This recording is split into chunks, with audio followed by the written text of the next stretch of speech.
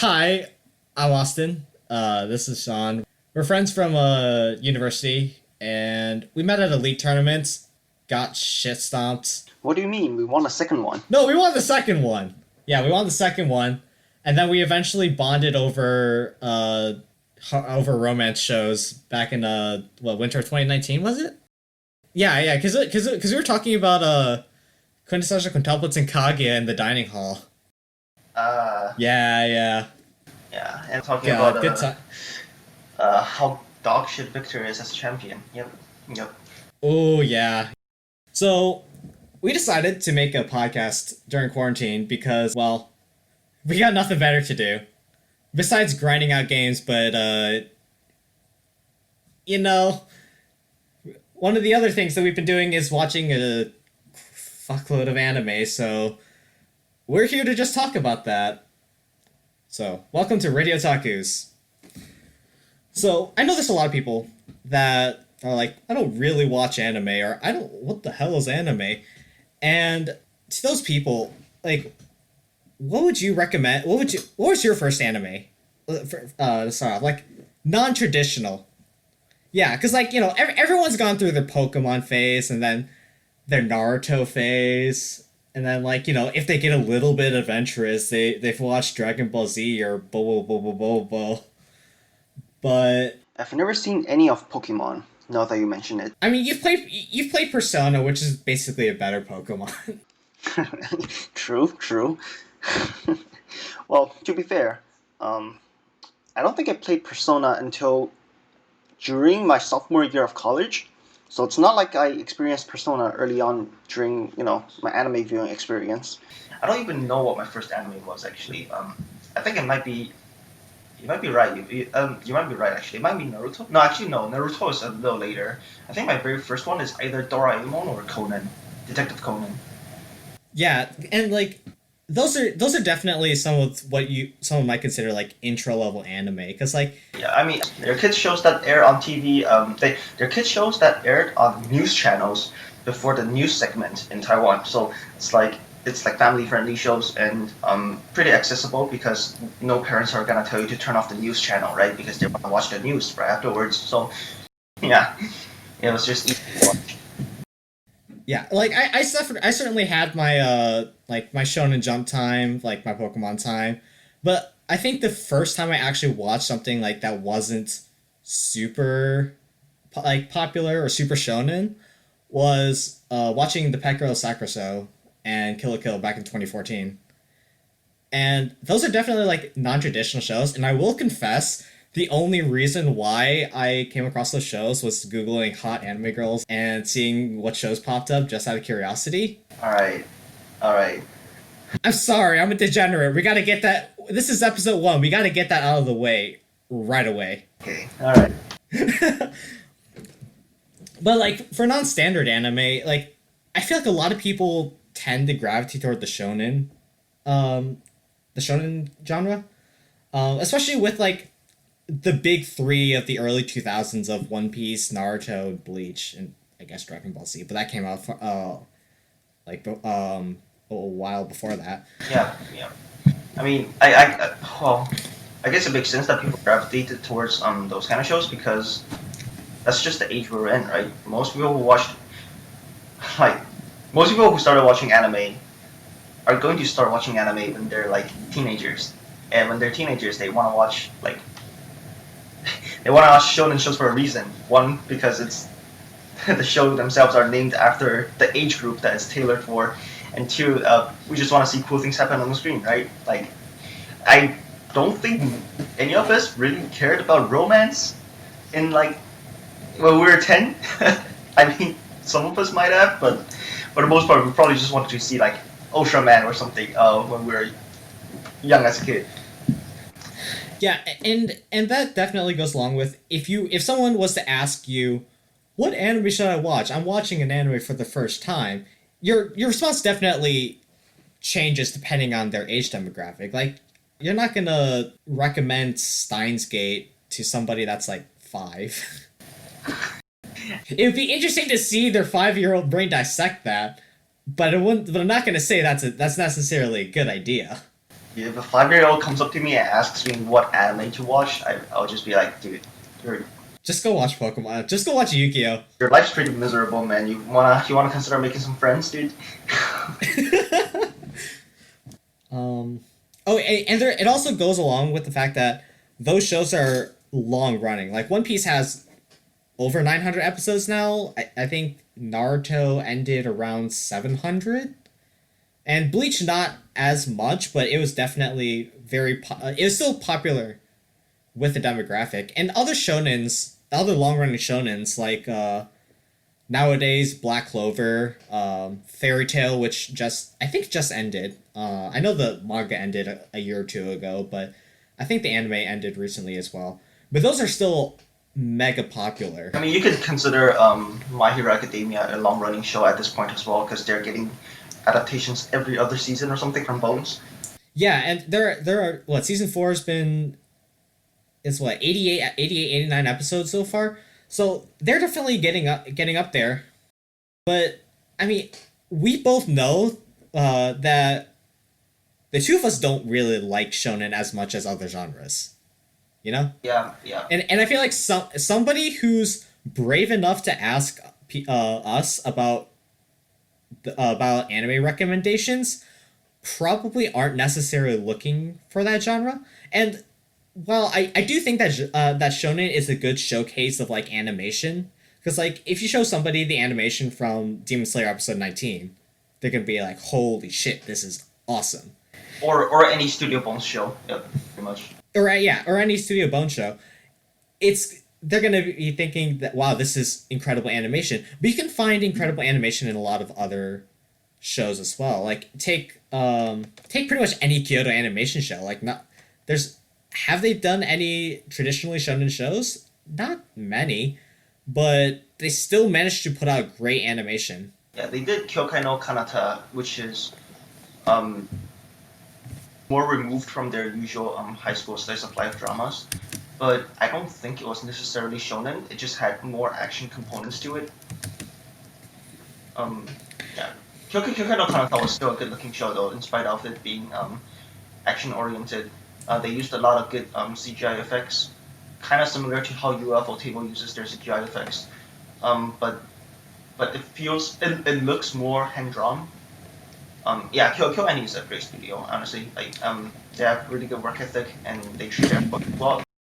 Yeah, hopefully they'll recover soon. But I mean, with what's currently going on with the pandemic and what happened last year, it'll be a while. And nobody's and let's be real, nobody's expecting too much with a bunch of shows getting delayed. But back on topic, there's not really a single one anime that you can really just recommend to everybody. I know that I know a lot of people will recommend Full Metal Alchemist Brotherhood as people's first anime, or Death Note, really, like one of those two. Because like Attack on Titan is quite gory and mysterious. Yeah, It's definitely something that might like shock somebody away from anime if that's the only thing they know about it. Like if I watched Attack on Titan when I was 10 years old, my mom probably would have grounded me for the next 3 months. yeah. Let's just say Attack on Titan has its own target audience. Like Attack on Titan's good once you like get used to the get used to anime a little bit. It's just a good show if you're looking for some good action. They also have very creative use of camera directing, like camera angles, especially when they use the 3D maneuver gear. It's not a bad show. It's not a bad. It's a technically well-made show. It's just that it's not for everyone. Yeah, and I mean, I confess that I have not watched the entirety of Attack on Titan, and that's solely because I'm afraid that if I start, I won't be able to stop, and I'll just be left dead by the time I catch up with what's been released. So I'm kind of waiting until like the end of the series so I can binge it. But I'm also not sure how much is left in the series in terms of both manga and adapted material. From what I've heard about the adapted material, they adapted almost all of the first major arc. By that I mean everything up until the time skip. So, yeah. Yeah, and there's what 124 or so chapters right now, and there's So like over 100. yeah, but it's something I will eventually get into, but just haven't yet. um, You know, you said something but about recommending FMA and that kind of stuff to like um to newcomers basically yeah, because it appeals to a wider range of audiences. I mean, I guess I kind of agree with that. I mean, FMA is not a bad show. It's got a decent story. It's got a very good action choreography for its time. It's got some great voice acting from very famous people, such as such as Mamoru. Mamoru is the guy who voiced Okabe Rintaro from Steins Gate. He's an idol slash voice actor right now, doing a lot of good stuff. He's a pretty funny guy too. But I honestly don't think recommending TV shows, TV series is a good intro to newcomers. I think it's better. yeah, like I think it's better to introduce them to things like movies or OVAs where they can watch it in one setting, uh, and enjoy it like as a standalone piece. And then if they find themselves hooked onto the medium, they'll seek out more. I think giving them a long running show, especially one that's like Fullmetal Alchemist, that's like what 50 plus episodes long. it's 64 episodes. Yeah, Yeah, yeah, and I mean that's not to say that people can't binge like non anime shows. Like I know people that could easily binge the entirety of The Office or Community or Doctor Who or Breaking Bad or whatever. But when you're just getting into a very new genre, then I think it's very different because like imagine just going through 50 episodes of just straight gore or straight like super sexual content. You're not gonna like that as much as you might yeah, and a as gaming you might related like example say. would be something like the whole Apex stream thing that I started recently, where I played my first FPS game on stream. For those who don't know, I get motion sickness from playing FPS games. Even third-person camera angles like the ones from The Witcher and Nier Automata makes me feel kind of sick after 2 hours of playing. So I streamed for like 1.5 hours for the first time on Apex, and I just felt sick afterwards. Like I felt so disgusted. Like I had motion sickness. I just didn't want to do anything afterwards. And then like a week later, I'm playing the game for like 6-7 hours straight. So yeah, it's you just gotta ease them into it, you know. And I feel like long running shows kind of do the And, opposite. and another concern that I have with like people recommending Full Metal Alchemist Brotherhood as the first go to, oh, this is what you should watch to start off with, is Full Metal Alchemist Brotherhood is the highest rated show on my anime list and has been for years and years. Shit can only go downhill from there. You're preparing them to be disappointed. I know that's just a kind of a minor thing, but I think it's still kind of I think it's still kind of notable. Yeah, but FMA can hardly be considered a top contender for most of the genres it belongs to. For example, if you want to consider it as a good action show, you've got other competitors that are like way more competitive. For example, you've got shows like Kekai Sensen, who purely focuses on action. You've got shows like Ava, who has a good balance of plot and action. And that show is from forever ago. Um, I guess the one thing you can credit FMA for is its world building, because I struggle to find one that has better world building than FMA, except maybe Hunter x Hunter. Like there's a reason why the show's highly rated, but not the best in many of the categories it belongs to. I mean, the show is honestly better than the sum of its parts. So It's a very well-rounded show. That's the thing about it. It's a very well-rounded show, and it does things very well. I think there's a few aspects of it that are extremely good. And I can't really think of many things about it that are just like just mediocre, in my opinion. the winter arc, the arc where they that took place in like the mountains, with snow and whatnot. Yes, I cannot stand that arc. but you get Olivia Armstrong or however you pronounce her name. So like, I don't she's a very fun character. I do have to say. But I do agree with you on your point that I think movies and like OVAs are definitely the way to go. My cousin does not watch anime at all. He's not an anime person.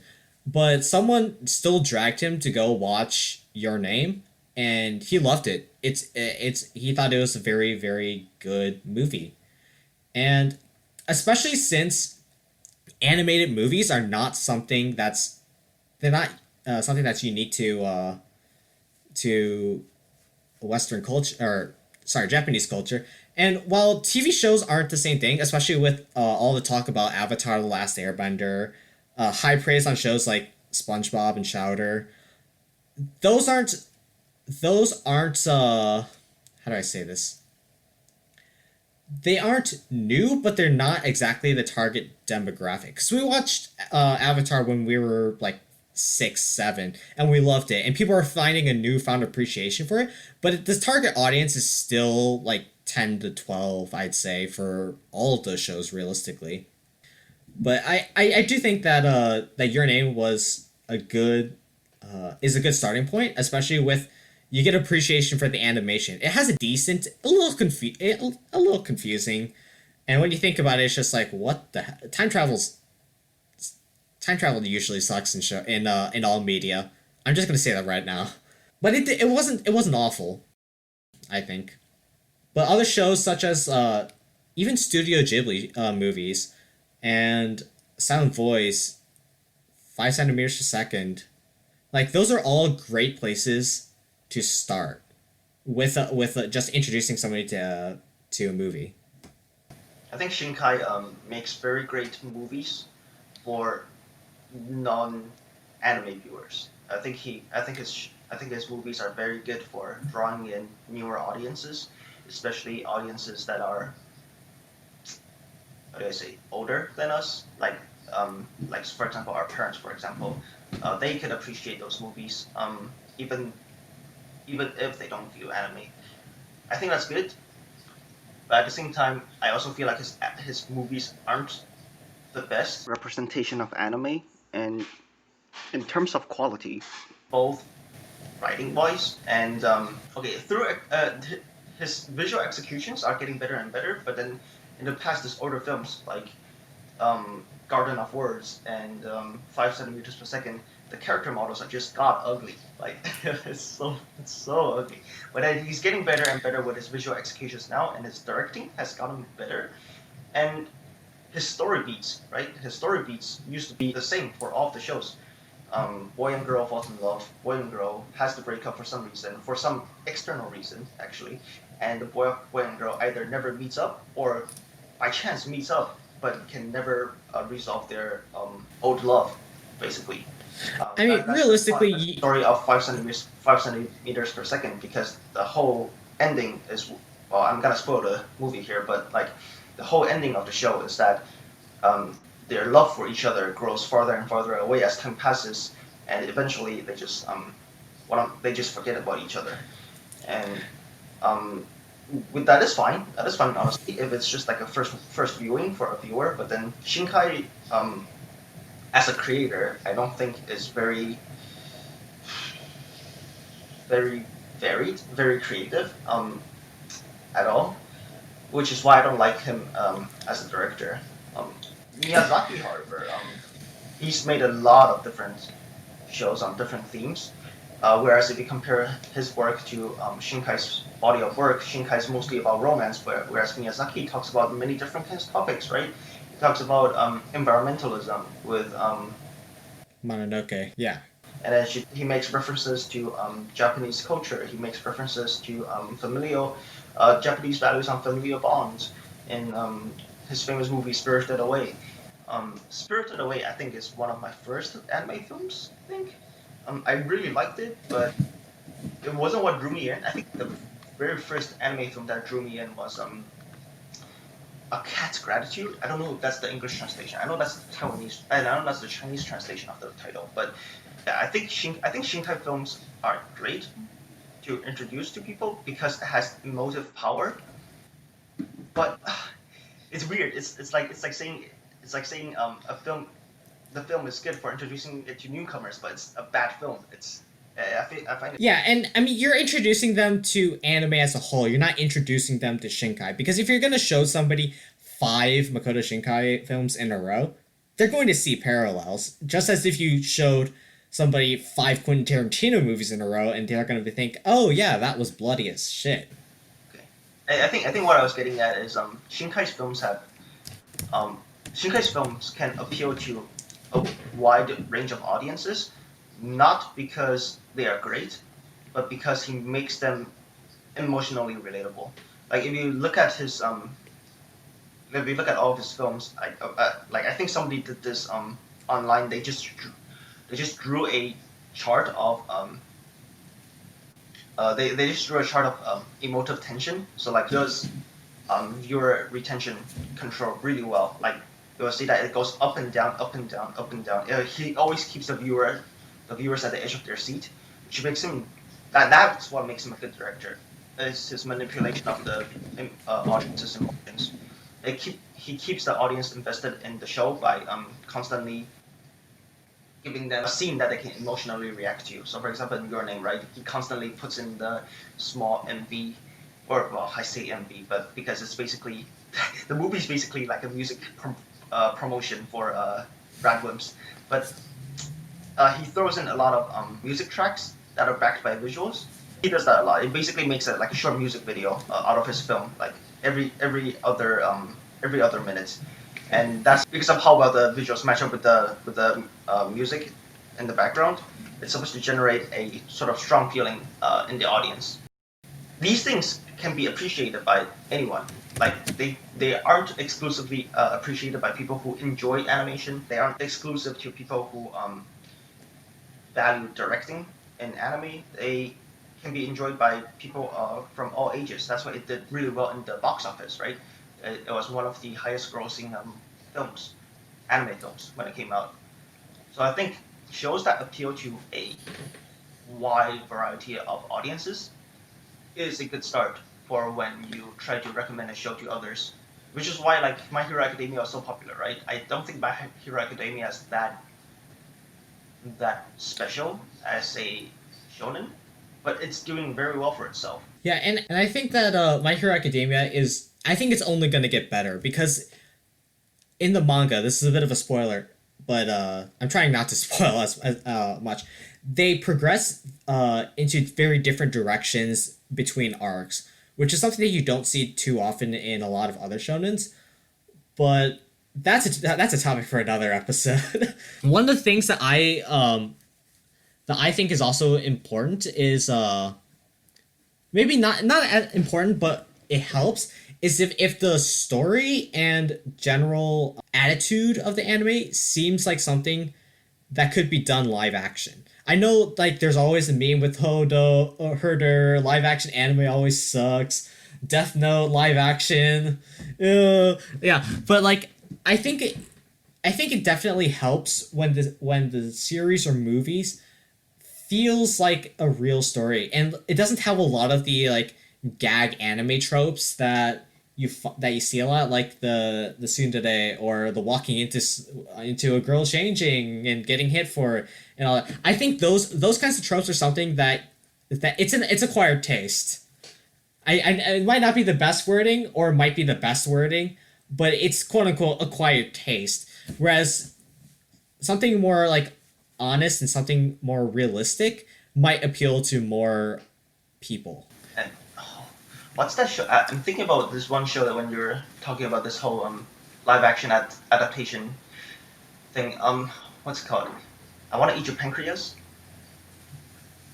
Didn't that get a? Yeah. I watched that recently. That shit broke me. I think I saw the live action before I went to see the anime film. Yeah, I didn't cry, but it was still sad. All right, so we've definitely talked a lot about movies, but if someone was to ask for a show, what kind of shows would you recommend? I would So whatever. So people ask me for recommendations a lot, right? I've seen I've completed over 600 shows now, and I've dropped like quite a few as well. So I've seen like probably 650 anime in total in my life. That's something, I guess. So when people come and ask me for recommendations, I have a large library to pull from, and usually I just ask them, what do you feel like watching right now? What genres do you feel like watching right now? And then I'll give my recommendations based on those genres, because I feel like if I just give them a general anime and they go and watch it and it's not something that they want to watch or not something that they expect to watch, they might get turned off from the medium and just stay away from it forever, because they're like, oh wow, this is probably the best thing that they have to recommend me for, and it's not something that I like. Yeah. So, well, I guess this genre is just, I mean, I guess this medium is just garbage then. I'm gonna go back to watching TV or something, I don't know, like, or YouTube or whatever. So yeah, I try to be responsible when I give recommendations, and I ask them what they want and try to tailor it to their needs.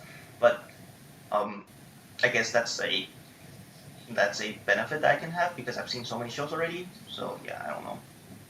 I cannot give you off the top of my head, the one show I would recommend anyone to watch, because I just think I don't think that's how recommendations should go.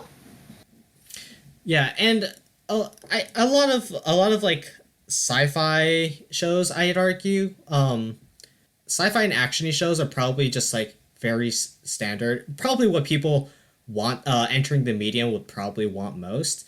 So I think shows like Ghost in the Shell or Psychopaths would be very good recommendations. Yes, Ghost in the Shell is a little bit old, but I mean it lives up to its age. It's old, and yet it got a live action like adaptation by Netflix, right?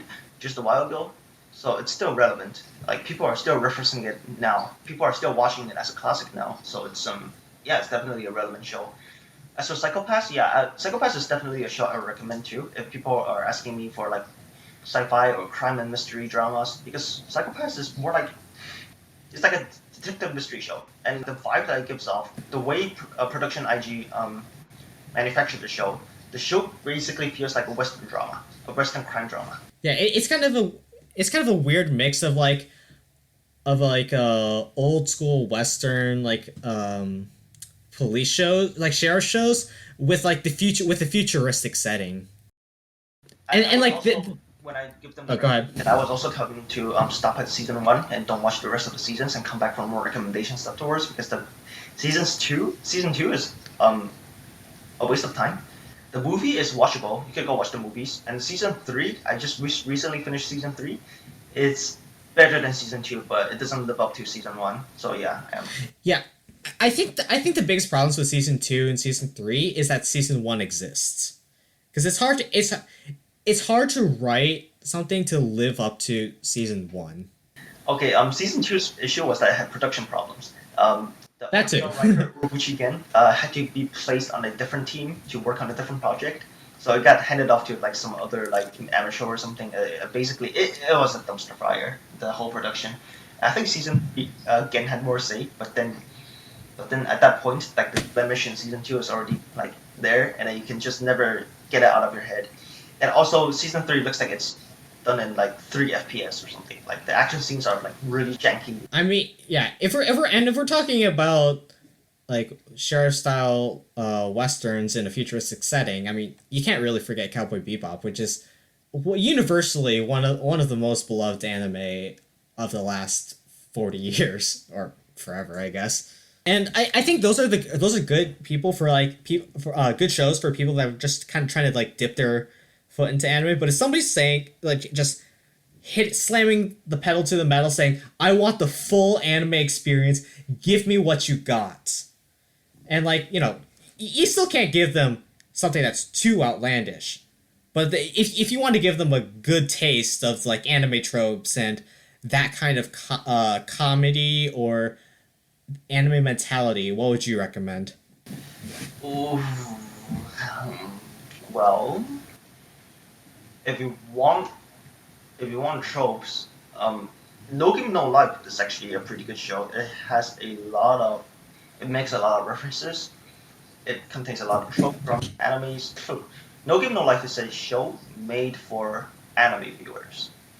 Like, it's very relatable, but at the same time, the show can be enjoyed even if you don't get the references, which is great, right? Because it just makes rewatching the show that much better. It also looks good. It has funny voice acting. It has pretty interesting mechanisms. Like, each game that they play in the show are pretty interesting by themselves. So I'd say it's a very good show to give them if they want an anime experience. Because if they're saying anime experience, they probably won't get put off by Yeah, if you're asking for the full anime experience, you're kind of signing up for the ecchi and the very subtle incest that would definitely turn off a lot of more casual viewers.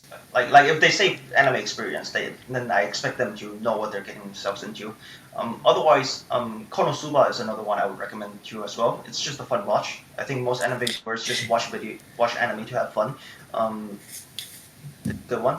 Fully Cooley is another one that I would recommend both to anime viewers and to newcomers. It's a very good, very short, very well produced OVA series. It's like 6 episodes long. You guys should check it out if you haven't seen it already. It's basically like a like an album promotion of sorts for the Pillows, the band The Pillows, when it first came out, because The Pillows got a huge surge in popularity after the OVA was made, and for good reasons too, right? Like their music is good, the anime was good, it was funny, it was deep for the like it was deep.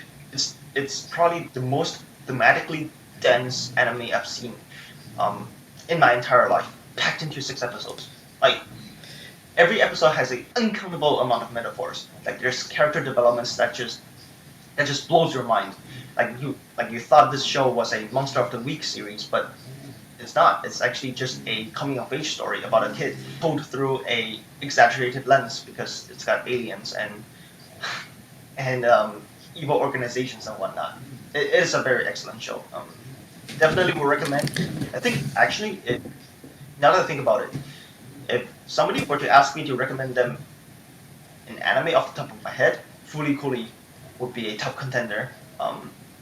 Because the Fooly Cooly encapsulates a lot of genres. It's got sci-fi elements, it's got comedic elements, it's got dramatic elements, it's got romantic elements. It's also got some action. No, it's got a lot of action elements in it. Yeah, it's a very good show. Yeah, and obviously these are the shows that we recommend to somebody because we want them to enjoy it. If people want to like understand anime memes or just like learn about all of the shit posting and stuff in the genre, those are a different set of shows. That's your Sword Art Online, that's your JoJo's Bizarre Adventure. It's all of that. Just to be clear. It's just got a lot of memeable moments because of how exaggerated the scenes are. Yeah. I mean, that also happened because that's how the manga is. But I mean, it's good. It's famous for a reason. It's famous for a non-sarcastic reason. Yeah. Yeah. And sort of shifting gears a little bit, you've heard us talk about a little bit about our anime taste, and we're gonna do a little segment here for the first episode called "The Good, the Bad, and the Ugly," just to give you a taste of our tastes in anime and why we liked and did not like the shows. And if you're a little bit of an anime viewer, you can probably get a little bit of inspiration of what to and what not to watch from this. Let's start with the good. Like, what are the shows that we both agree are good? And on this list that we have on our Google Docs, we have Bunny Girl Senpai, and we have Steins Gate. I mean, there are other shows, but like these are the first ones that come to mind that are just like that just press buttons like yes. And I mean shows like Kage are getting up there, but it's still airing. It's I think it's more of a manga thing that we talk about rather than an anime thing. But Bunny Girl Senpai and Steins Gate are amazing. Oh, is it my turn to speak? Yes, it's your turn to speak. Okay, Steins Gate is just my all-time favorite show. It's funny, it's relatable, it's made for anime viewers, it's made for otakus basically. It's got great characters, it's got amazing voice acting. Also, here's something to blow your mind on. You know Daru? Yes. He has the same voice actor as Gilgamesh from Fate. Oh, I knew that. Yep, I did not know that until a couple of weeks ago. Yeah. I thought it was interesting, but I just forgot it because there's just too much random shit in my mind. Yeah, but Steins Gate is definitely like one of the best viewing experiences I've ever had with like any media. Well, I guess any like visual audio media. It is. It would. I think I binged it in like 3 days, all while like spending half of my day prepping for a wedding, and it's just kind of show that like it starts out slow and you're kind of like what, and you're either like you either just like why am I watching this because it's like it's kind of slow, it's very slice of lifey, or you just enjoy it because it's a slice of life. It's a little comedic, it's funny, and then it just pulls you into a thriller out of pretty much nowhere. Also, Steins Gate Zero doesn't exist. But that's a spoiler for later. Um, yeah, and Bunny Girl Senpai is. I think it's a very honest show. Like, It's a fun watch. If the viewers have ever seen the Pet Girl as Sakuraso, it's by the same author. It's by the same light novel author. He's also done Just Because. It's an anime that people don't know as much of, for good reasons, of course. Um, but yeah, Albuta or Bunny Girl Senpai, it's a very fun and entertaining watch that leans more towards the comedic and romantic side of the spectrum. There's not as much action. I think it's a great show if you want to learn like how anime is comedically written, because like a lot of the interactions between the characters feel feel genuine. Like yeah, it's a little bit like cheesy, but like real life isn't. You're gonna tell me that real life isn't cheesy, but yeah, it's a very like it's got very honest dialogue. The interactions between the characters are very interesting, and it does have a nice like subtle message about just like just like dealing with struggles and puberty. Yep. Yeah. The whole thing is about adolescence, right? The whole thing is about struggling as a teenager and trying to overcome struggles, not even manifest through their lives, but also through like supernatural events. All right, moving on to the bad, and these are shows that No. yeah. So many good. Oh, what? You want more? You want more? Okay, okay. You should have written more then. Go on. I didn't know we were gonna do this segment. I thought we were just gonna do the entry shows. No, we're Alright. doing the segment. All right. Okay. Good shows. Good action shows. Mob Psycho 100, 10 out of 10 would recommend. It's another show by Studio Bones. I really like Studio Bones as a studio. The star talent Nakamura, he's also worked on many different shows like My Hero Academia, Kikai Sensen. What else? He's also done a godly cut of just flawless animation in Sword of the Stranger. So Mob Psycho and Sword of the Stranger, two anime pieces that I would definitely recommend. Mob Psycho is a TV series. Seasons 1 and 2 are both great for different reasons. Season 1 is mostly for the action. Season 2 is mostly for narrative development. Sword of the Stranger, on the other hand, is a movie. The movie itself is nothing outstanding. However, every single action cut is so good. It just blows your mind how this one person could just one-handedly like carry the whole show by just making a what was like a 2 minute long cut by himself. Apparently, that cut took him like years to make, like 2 years to make or something. So it's bizarre. It's amazing. I guess other action shows that I would recommend are Soul Eater. Again, another show by Bones. It's just a very solid production piece, by Studio Bones and Nakamura. If you're more into like those old school shows, Hunter x Hunter and Yu Yu Hakusho, both by the same authors, made by different studios, but both are great. They're all amazing. After drama, or like the more dramatic kinds of shows that are more character driven, Ping Pong the Animation is very good. It's directed by Yuasa, who's also done shows like Devilman Crybaby, Kaiba. Those two are the ones I can think of on the top of my head, but Ping Pong is very good. 10 out of 10 would recommend. You might think it's a weird show, one, because of its aesthetic, and two, because of its subject. But I would definitely recommend the show because it's a very good character study of two very talented but differently motivated people. As for horror is not something that is very common in anime. However, You still have shows like like pseudo horror like Parasite. Yep. To some extent, High School of the Dead, even though that's more geared toward comedy Okay, and that's more definitely like not parody. something you recommend to somebody. Yeah, I also get that. Yeah, it's a parody, and also it's not something I would recommend to somebody for the most part. I mean, if they're looking for like some laughs, then I would recommend it. But then, you know, at that point, you're not recommending it for its horror elements, right? But yeah, for horror, I would actually think Perfect Blue is a very good film to watch.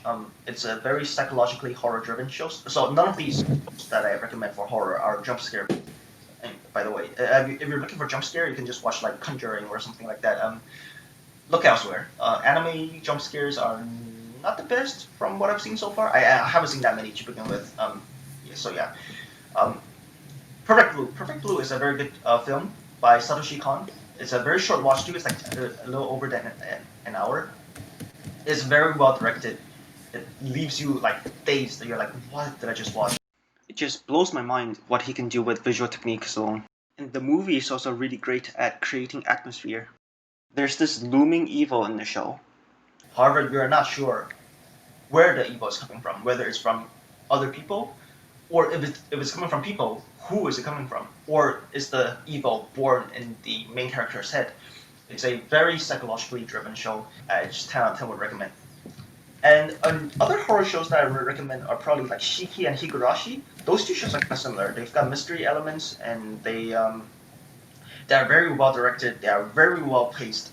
Higurashi has like a remake that is scheduled for like the coming year or the coming next couple seasons. Like Higurashi is getting a remake, so you can watch the remake instead. However, the original is already very good. I mean, it has production issues, but it's very good. What else? There's some family-friendly shows that I would probably recommend. Like family-friendly shows are mostly um, films. I think films are probably good family-friendly shows. Like because yeah, parents don't want to watch like 12-episode long series, yeah, with their kids. So I mean, they might, but it's definitely a lot rare. And I think the Ghibli films are just kind of the perfect like all around family shows. Um, other some movies such as Summer Wars. I think Summer Wars was a very interesting movie. The Girl Who Leapt Through Time. Those are shows that like the whole family can kind of appreciate. And they're not too like geared toward one age demographic or the other. Going back to like the whole good entry anime topic, that's probably a good entry anime. Those are probably good entry anime films, right? Because they appeal to a large range of audience and they have themes that people can relate to regardless of age. So yeah, I guess one that's not by Ghibli would be another one by Satoshi Kon, Tokyo Godfathers. Okay, this one might have some mature themes, but then I feel like if you're like really young, if you're like 5 to 6, you probably won't catch on to that. So I think it's okay. It's just a fun watch. It's a fun, joyous ride. Paprika is also another one by Satoshi Kon. It's a very good directing masterpiece, but I don't know if it's family friendly. I don't know how comfortable I would be showing my child that because it can be kind of disturbing at times. So yeah, perfect. Probably Tokyo Godfathers is a good one if you're looking for a non-Ghibli film. Yeah. All right. Shall we move on to the bad? And let's be clear. The bad are shows that we finished and we just kind of disliked. Not shows that we think are god awful. Just ones that we like. Well, that was eh. And the ones I have on here are parts of Sword Art Online. Yes, we'll beat that. We'll nip that right in the bud. I didn't like half of Sword Art Online. I thought parts of it were good. I did not think parts of it were great. But Fairy Dance Arc was bad. I'm sorry. That writing was awful. I just don't like the whole series. I didn't know you liked parts of it.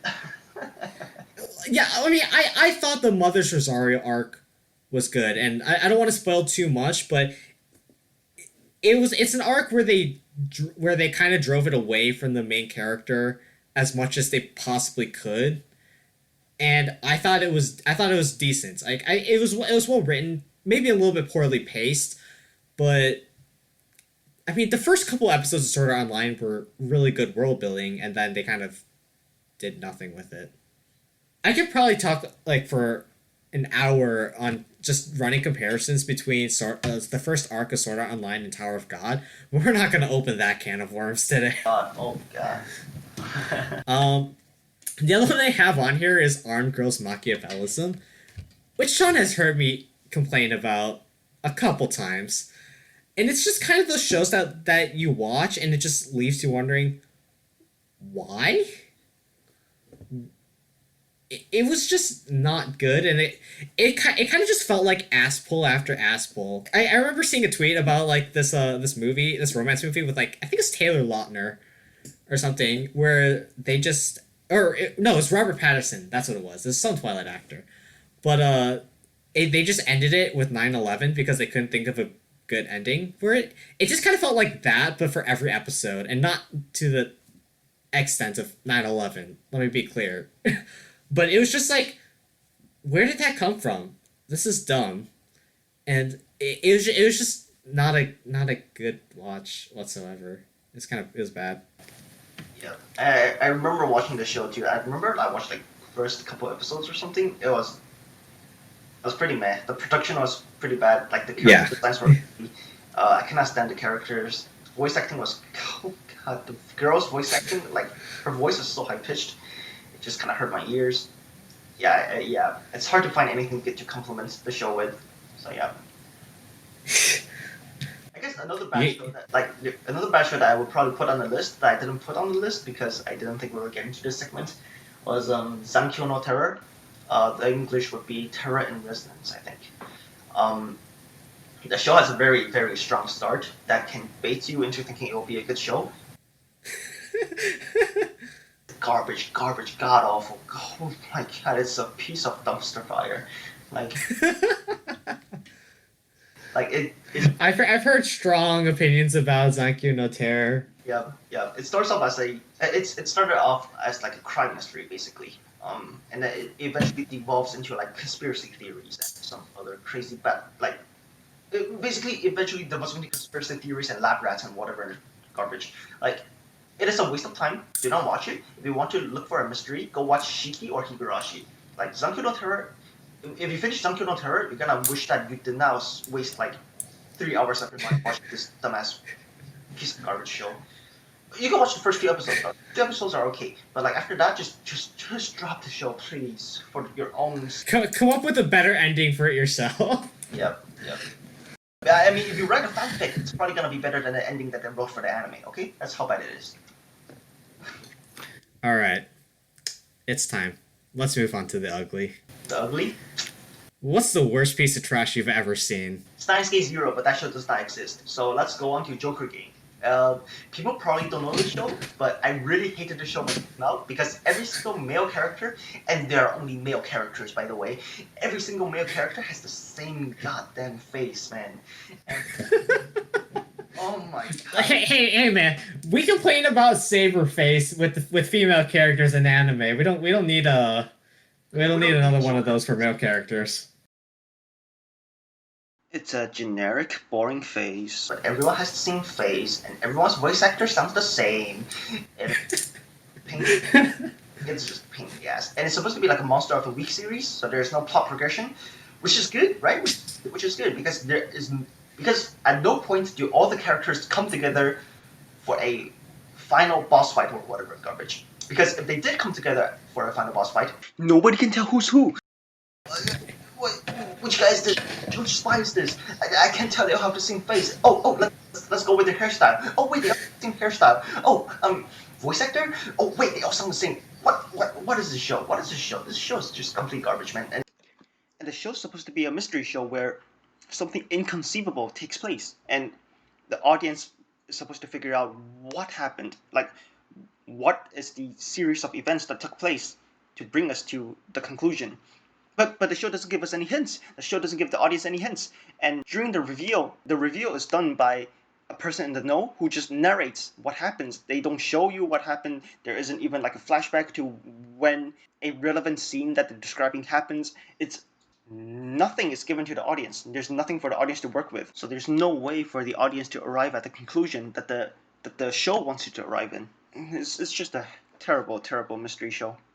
And the tendency to make shows like these are the reasons why anime mystery and anime drama oftentimes don't succeed, because they usually just tell you what happened. They don't show you what happened. They don't let you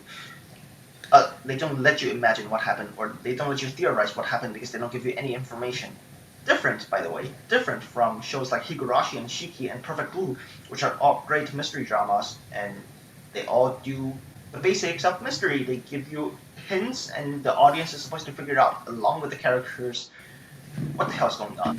Joker game does not do that. Garbage. Do not watch. This list is I don't know if I'm butchering the name. I just pronounce it Dies Irae or I think it's like Desiree or something like that. like that. It's some like edgy. It's something that's so bad that it's not worth remembering how to pronounce that 8-letter title. It's very edgy. It's about Nazis, so think of it what you will. There's another show that's about Nazis that's way better called Yojo Senki. Go watch that instead. But Dies Irae, oh man, the production is just so bad, man. I was actually looking forward to the show because I knew of the visual novel it was based off of. I heard some good things from the cult fan base, but it's cult fan base for a reason, right? And I was just going into the show thinking, I'd have some fun time with some edgy characters and maybe some good character designs because it's a visual novel, right? So you're probably gonna have to date some people, and then you're probably gonna have to be good looking, right? None of those. They're horrible looking because everyone's off model, and there's CGI all over the place. Not that I have anything against CGI. I completed all of the anime adaptation of Ajin, by the way, so I have no problems with CGI. I think Ajin is a great adaptation. It is a very good step towards CGI usage in anime films, or in anime in general. I do not have a problem with CGI inherently, but oh god, the Dies Irae CGI, oh no, it's terrible, I mean, just go on YouTube or something and search in Dies Irae clip, and then you can just see what I'm talking about. It looks god awful, the characters are intolerable, everyone's speaking at 100% volume. It's a terrible time. I mean, eventually I got to the point where I'm just watching it for laughs. I mean, it's kind of funny after episode 3. It's kind of your Birdemic of anime shows at that point. You're just watching it for a whole different reason now. You don't watch it for enjoyment. You don't watch it for the plot. You don't watch it for what the show is made for. You watch it because you want to laugh at something.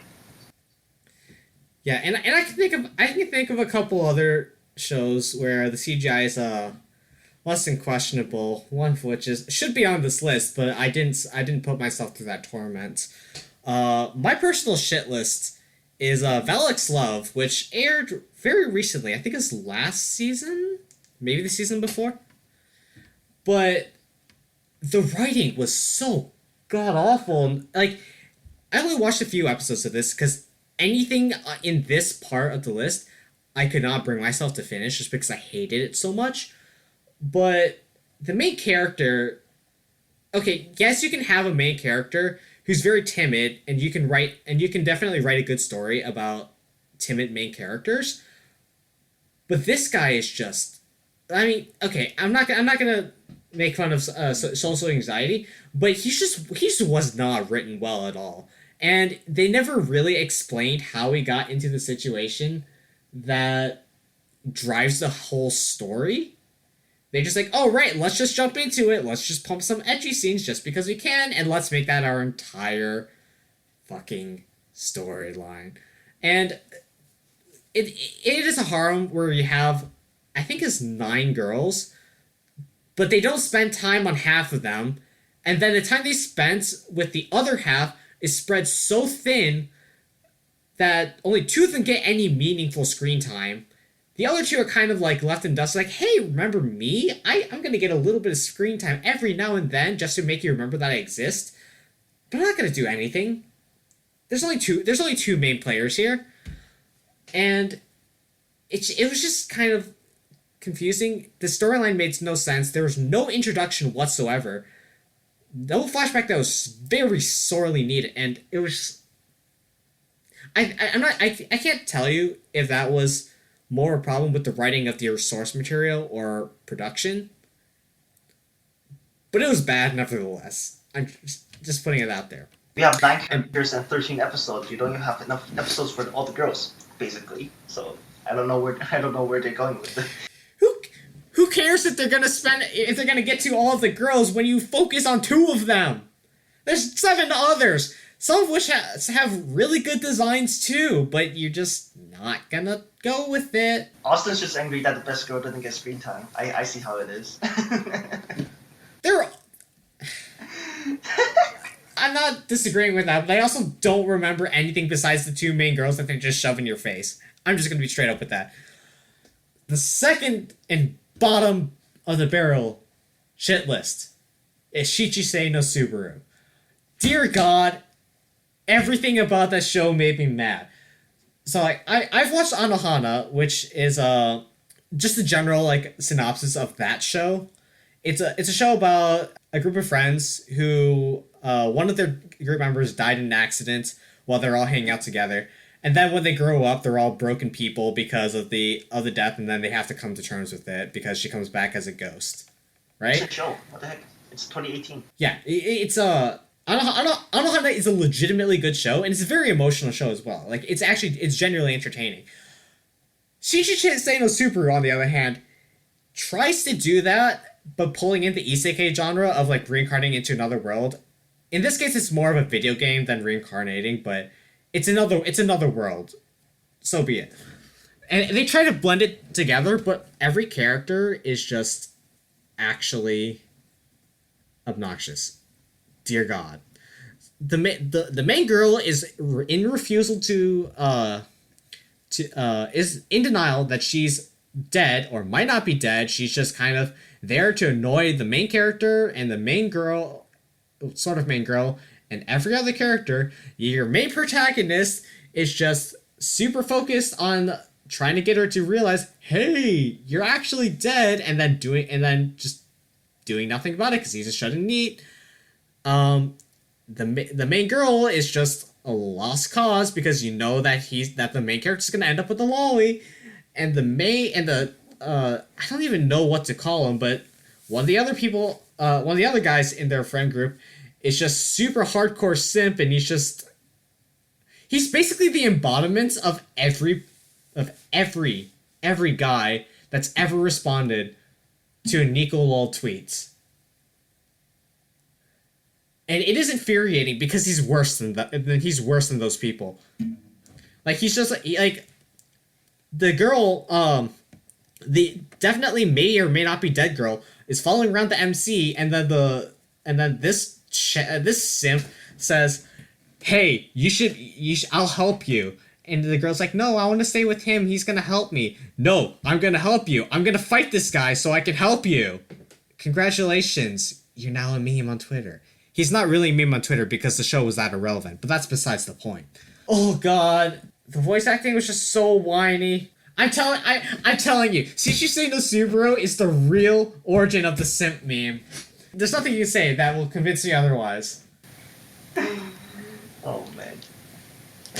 How long has this been going on for, the podcast? It's been like what, about an hour?